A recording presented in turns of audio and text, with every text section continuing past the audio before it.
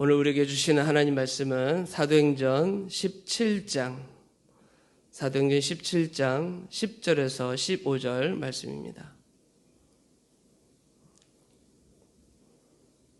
사도행전 17장 10절에서 15절 말씀 제가 봉독해 올리겠습니다.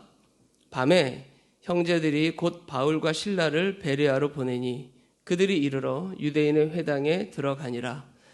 베레아에 있는 사람들은 데살로니가에 있는 사람들보다 더 너그러워서 간절한 마음으로 말씀을 받고 이것이 그러한가 하여 날마다 성경을 상고하므로 그 중에 믿는 사람이 많고 또 헬라의 귀부인과 남자가 적지 아니하나 데살로니가에 있는 유대인들은 바울이 하나님의 말씀을 베레아에서도 전하는 줄 알고 거기도 가서 무리를 움직여 소동하게 하거늘 형제들이 곧 바울을 내보내어 바다까지 가게 하되 실라와 디모데는 아직 거기 머물더라. 바울을 인도하는 사람들이 그를 데리고 아덴까지 이르러 그에게서 실라와 디모데를 자기에게로 속히 오게 하라는 명령을 받고 떠나니라. 아멘. 오늘 네 말씀으로 승리하는 오늘 우리 모두가 되시길 간절히 소망합니다. 여전히 사도 바울은 복음을 전하는 일에 힘을 다하고 또 그 전하는 일로 인해서 어려움을 당하기도 하고 또 어려우니까 이동하기도 하지만 이동해 가는 모든 그 현장마다 예수 그리스도의 복음을 전하는 일에 힘을 다하고 있는 사도 바울을 우리는 목도하게 되는데 오늘 본문 사도행전 17장은 데살로니가 그리고 오늘 본문에 나오는 이 베레아 사람들에 대한 이야기를 우리가 잠깐 말씀을 나누고자 하는 겁니다. 오스카 와일드가 쓴 그날 이후라는 그러한 단편 어떤 이제 소설과 같은 글이 있는데요. 그 글의 내용은 이렇습니다. 예수님께서 과거에 예수님 당시에 뭐 소경이라든지 절름발이라든지 어떤 여인이라든지 그 여인들을 치료했어요. 치료받았으니까 은혜를 받은 거죠. 그런데 이 오스카 와일드가 쓴 그날 이후라는 책은 그 예수님이 설정입니다. 예수님이 다시 은혜를 받은 자들에게 찾아온 겁니다. 찾아왔는데 아주 이 안타까운 장면을 예수님이 보게 되는 그 내용의 글인데 내용은 이렇게 됩니다. 예수님께서 어느 날 지상에 계실 때 은혜를 베푼 사람들이 어떻게 삶을 살아가고 있는지 살펴보기 위해서 지상에 오셔서 여러 사람들을 만나는 그런 내용의 글입니다. 예수님은 길을 가다가 한 술 주정꾼을 만나게 됩니다. 그는 거의 폐인이 되다시피 피골이 상접하고 손과 발은 심히 떨고 있었던 이제 어떤 술로 인해서 중독된 듯한 그런 모습을 하고 있는 한 사람을 만나게 되는 거죠. 예수님께서 그 술 주정꾼에게 다가가서 어깨에 두 손을 얹으면서 이렇게 말합니다. 형제여, 어떻게 이 지경이 되었소? 예수님은 아시는 거죠?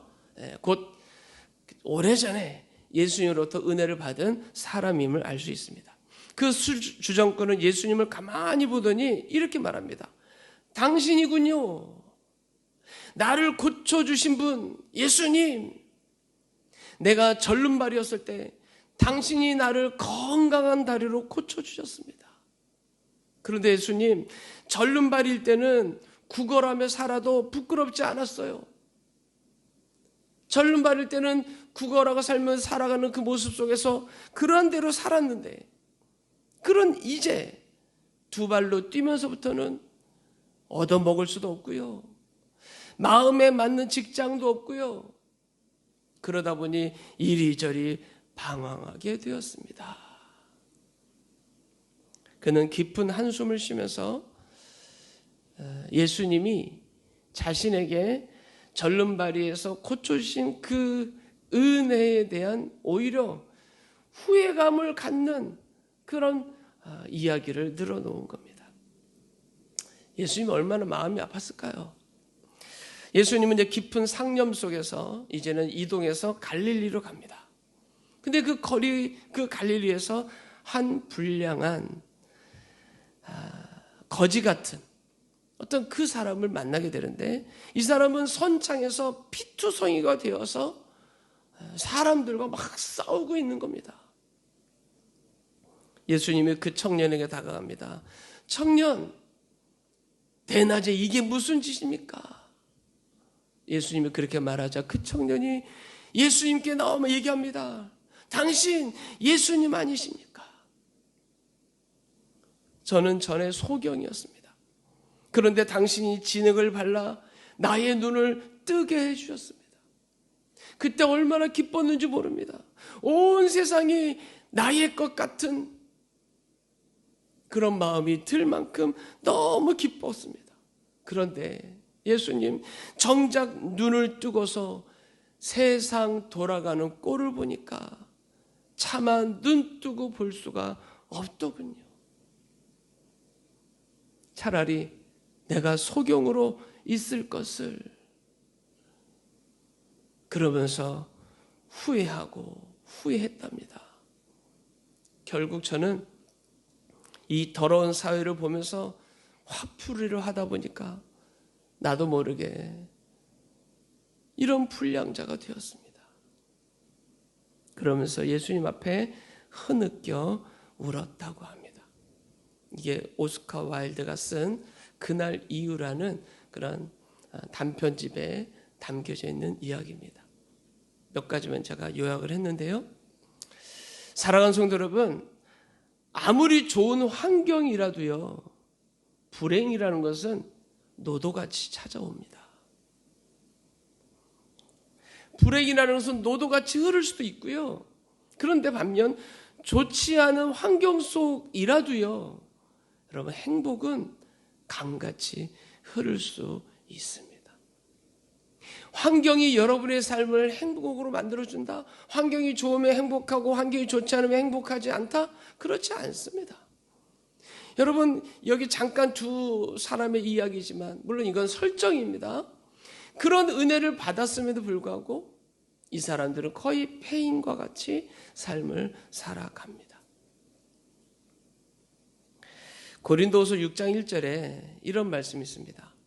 우리가 하나님과 함께 일하는 자로서 너희를 권하노니 하나님의 은혜를 헛되이 받지 말라. 여러분, 교회에 일하는 사람, 일꾼들은 다 은혜를 받은 사람이 일꾼이 됩니까? 은혜를 받지 못한 사람이 일꾼이 됩니까? 은혜를 받은 사람이 일꾼이 되죠. 그런 이들에게 사도 바울이 권면하는 겁니다. 우리가 하나님과 함께 일하는 자로서 너희를 권하노니 하나님의 은혜를 헛되이 받지 말라. 은혜를 받은 자가 하나님의 거룩한 일을 하면서 불평이 쌓이고 불만이 쌓이고 결국 그 은혜를 다 까먹어 버리는 거. 받은 은혜를 헛되이 하는 그런 일들이 있다는 거죠. 있습니다.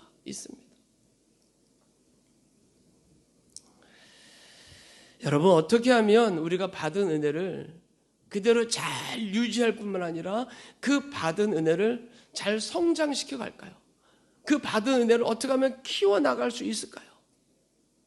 오늘은 그 말씀을 함께 나누고자 합니다. 어떻게 하면 그 은혜의 감격이 내 안에서 식어지지 않도록 내가 그 감격을 유지할 수 있을 것인가? 오늘 본문에 베레아 사람들에 대한 이야기가 나오는데 이 베레아 사람들과 같으면 저는 그 은혜가 헛되이 받지 않은 은혜가 되지 않을까. 그 은혜가 도리어 더 업그레이드돼서 더 깊은 감동과 감격 속에서 삶을 살아가는 행복한 인생이 되지 않을까. 그래서 오늘 베레아 사람들에 대한 이야기를 함께 나누려고 하는데요. 본문의 11절을 보니까 이런 말씀이 있습니다. 베레아에 있는 사람들은 데살로니가에 있는 사람들보다 더 너그러워서 간절한 마음으로 말씀을 받고 이것이 그러한가 하여 날마다 성경을 상고함으로.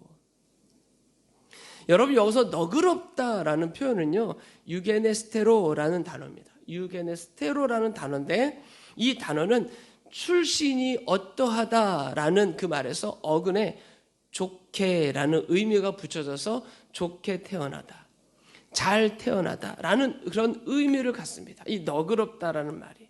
그러니까 좋게 태어나다, 잘 태어나다, 그런 의미를 갖는 거죠. 이것은 이제 두 가지로 해석되는데요. 첫째는 뭐냐면 출신과 신분이 품위가 있고 고상하다.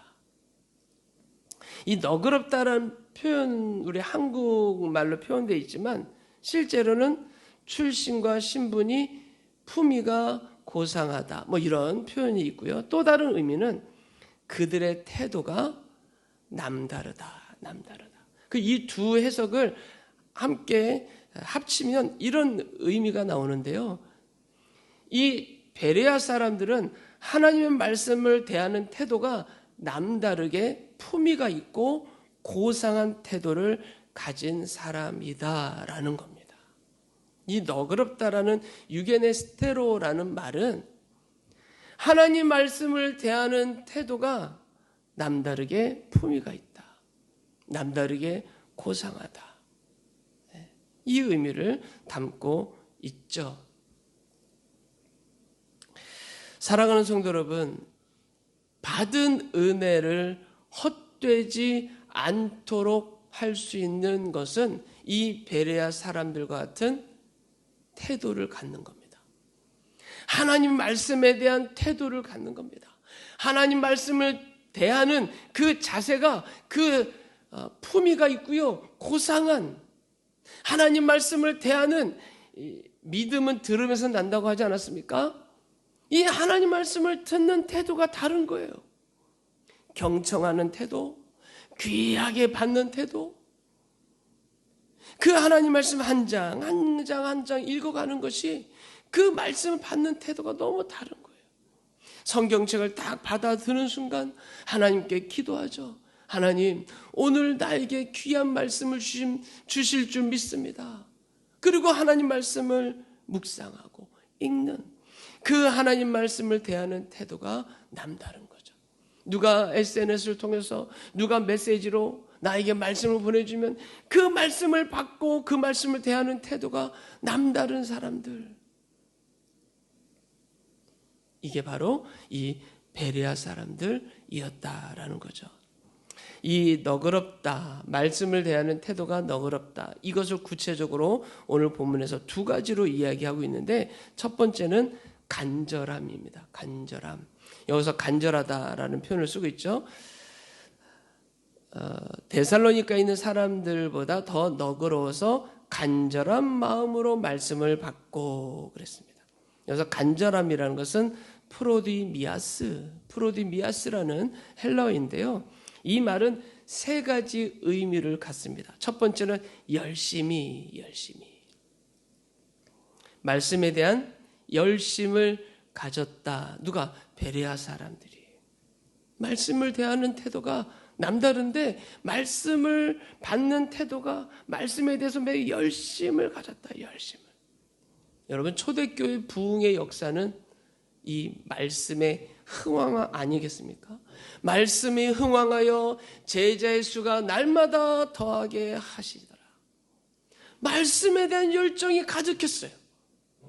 그런 초대교회가 부흥하지 않으면, 여러분, 오늘날 교회의 부흥은 말씀의 흥왕에 비례하는 겁니다.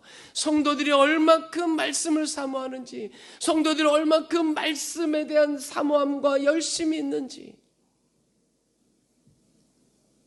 두 번째로 이 간절함이라는 프로디미아스라는 의미는 자진해서라는 뜻을 가지고 있습니다. 자진했다, 자원했다, 뭐 이런 의미죠. 베레아 사람들은요, 바울이 전하는 하나님 말씀을 듣는 데 있어서 스스로가 찾아 나왔어요. 오늘 말씀을 전한다 그러면 열일 제치고 찾아 나왔어요. 그 말씀 묵상하려고, 그 말씀 들으려고. 다른 사람에 의해 떠밀려 나온 것이 아니라 자기의 마음에 스스로가 말씀을 듣고 싶은 간절한 마음이 넘쳐서 나온 거죠. 여러분, 간절함이라는 것은 스스로 말씀을 사모해서 말씀 앞으로 나오는 것인 줄 믿습니다. 세 번째가 뭐냐면 준비된이라는 뜻을 가지고 있습니다. 준비된. 이거 비슷한 말이지만 말씀 앞에서 간절하다라는 것은 말씀을 듣는 데 있어서 이미 준비된 자라는 것. 즉 말씀을 듣는 데 이미 준비된 마음으로 나오는 겁니다. 준비된 마음으로. 오늘 내게 어떤 말씀을 주실까? 기대하는 마음, 준비된 마음. 여러분, 그 말씀이 뚝뚝 떨어질 때마다 아멘, 아멘, 아멘 하지 않겠습니까?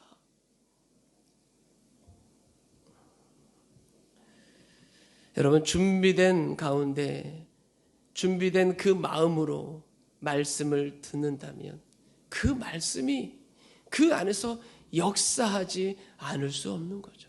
역사하지 않을 수 없습니다. 자, 너그럽다라는 것은 크게 또 두 번째로 여기 본문에 나오죠. 이 말씀이 그러한가 하여 날마다 말씀을 상고하였다라고 이렇게 11절 후반절에 이야기하고 있습니다. 상고하다라는 것은 자세하게 골라내다. 채에 쳐서 가려내다. 탐색하다. 조사하다. 라는 의미를 내포하고 있는 겁니다. 즉 바울이 전해준 말씀을 들은 후에는 이 베레아 사람들이 그 말씀을 가지고 마음에 새기고요. 그 말씀을 다시 한번 곱씹는 겁니다. 말씀을 되새김질하는 거죠. 곱씹고 되새김질하고 그 말씀을 그리고 다른 말씀과 연결해서 찾고 연구하고 공부했다는 겁니다. 신약의 말씀, 바울의 말씀을 듣고 그리고 구약에 이와 비슷한 말씀을 찾아보는 것. 오늘날 성도들이 말씀을 들은 이후에는요, 여러분들이 그 말씀과 연관되는 비슷한 말씀들을 반드시 찾아보셔야 됩니다. 예전에는 관주 성경이라고 그래서 성경을 읽다 보면 성경의 옆에 관주라고 그래서 비슷한 말씀 또 비교할 말씀들이 이렇게 있었어요. 그래서 찾아보면 그 말씀이 더 풍성해지는 것을 우리는 경험을 했는데요. 요즘은 성경이 관주 성경이 나오지 않으니까. 근데 특별히 또 나오는 이제 출판사도 있으니까 찾으면 찾을 수 있습니다.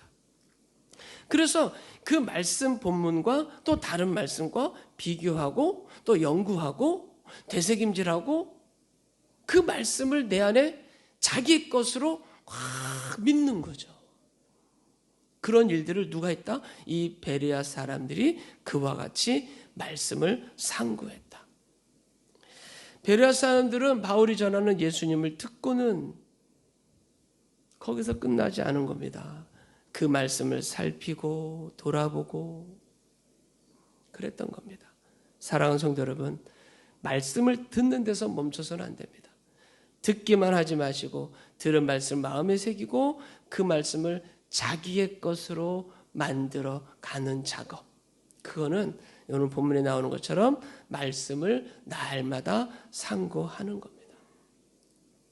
여러분, 말씀을 날마다 상고하려면 제일 첫 번째로 우리가 갖춰야 될 게 뭘까요? 많이 읽는 겁니다. 많이 읽는 겁니다. 다독하는 겁니다. 우리 행복한 교회 성도들은 하루에 한 장 말씀 읽기를 하기 때문에 사실 다독이라고 하기에는 좀 약하죠. 대신에 정독을 하는 겁니다. 근데 여러분, 정독하면서 여러분들이 이 말씀과 비슷한 말씀들을 찾아보는 거예요. 찾아보는 거예요. 근데 찾으려고 그러면 머릿속에 기억나야 되지 않겠습니까? 그러기 위해서는 많이 말씀을 읽는 겁니다. 다독하는 겁니다. 창세기부터 요한계시록까지 여러분들이 시간을 내서 말씀을 대하는 이 베레아 사람들처럼 그 너그러운 마음으로, 간절함으로, 날마다 상고하는 그 마음으로 말씀을 자주 읽는 겁니다. 부지런히 읽어야 됩니다.